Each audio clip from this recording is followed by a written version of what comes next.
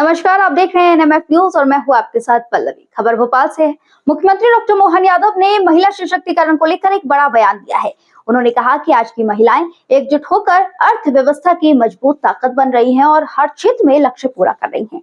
आपको बता दें कि मध्य प्रदेश के मुख्यमंत्री डॉक्टर मोहन यादव एक कार्यक्रम के दौरान महिला स्व सहायता समूह और उद्यमी महिलाओं से रूबरू हुए।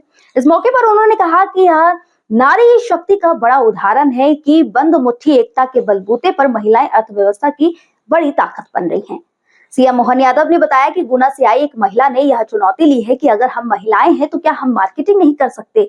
इसी बात पर मुख्यमंत्री ने इस जज्बे की सराहना करते हुए कहा कि आज महिलाएं उत्पादन से लेकर मार्केटिंग तक हर जिम्मेदारी निभा रही हैं।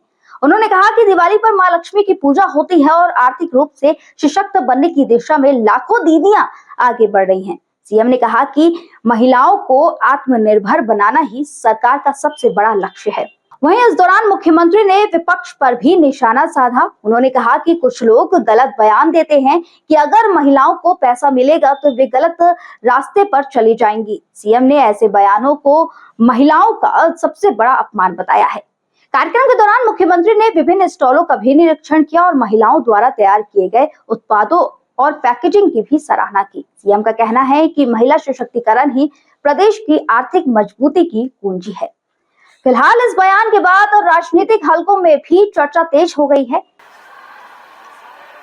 ग्रामीण पंचायत मंत्रालय द्वारा आज महिला सशक्तिकरण को लेकर के आजीविका खास करके स्वयं सहायता समूह की बहनों के लिए कार्यशाला का आयोजन किया गया और उनके विभिन्न प्रकार के उत्पादों को प्रदर्शनी स्टॉल के माध्यम से भी लगाया गया और बहुत सारे अलग अलग इस व्यवसाय से घर पहुंच सेवाओं के सभी संस्थानों के साथ एमओयू भी किया गया। मुझे इस बात की प्रसन्नता कि 5 लाख से ज़्यादा संख्या में हमारे यहाँ ये समूह काम कर रहे हैं, जिसमें 65 लाख बहनें महिला सशक्तिकरण की इस दिशा में काम कर रही है।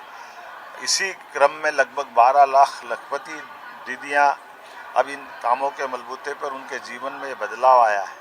मुझे इस बात की भी प्रसन्नता है, विभिन्न कंपनियों के माध्यम से इनका बिजनेस एक वर्ष में 310 करोड़ रुपया हुआ है। ये अपने आप में बड़ा आंकड़ा है।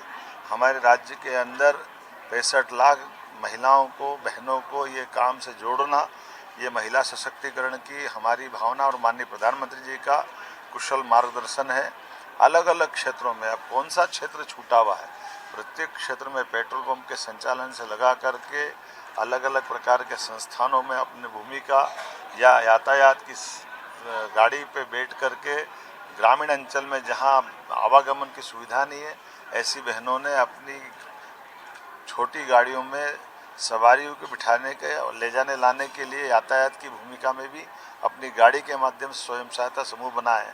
50,000 तो प्राकृतिक खेती के माध्यम से स्वयं सहायता समूह ने अपना काम खड़ा किया है, क्योंकि देश के अंदर सबसे ज़्यादा प्राकृतिक खेती कहीं होती है तो मध्य प्रदेश में होती है। मैं आज के इस अवसर पर माननीय मंत्री जी को बधाई देना चाहूँगा। आज इस अवसर पर माननीय केंद्रीय मंत्री, हमारे कैबिनेट मंत्री श्रीमान प्रहलाद पटेल जी, माननीय मंत्री राज्य मंत्री राधा सिंह जी, हमारे माननीय मंत्री श्री गौतम टेटवाल जी और हम सब ने मिलकर इस पूरी कार्यशाला में भाग लिया। आने वाले होली के पावन पर्व की भी मेरी अपनी ओर से पूरे प्रदेश को बधाई।